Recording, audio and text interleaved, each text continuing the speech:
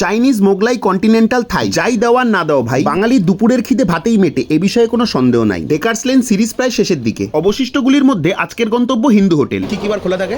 প্রত্যেক দিন আর কটা থেকে কটা?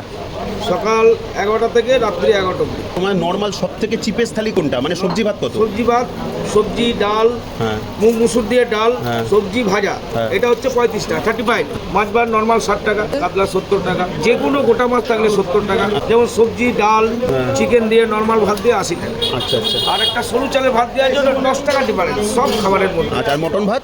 মটন ভাত হচ্ছে 180 টাকা, আচ্ছা, ক পিস মটন থাকে? 3 পিস।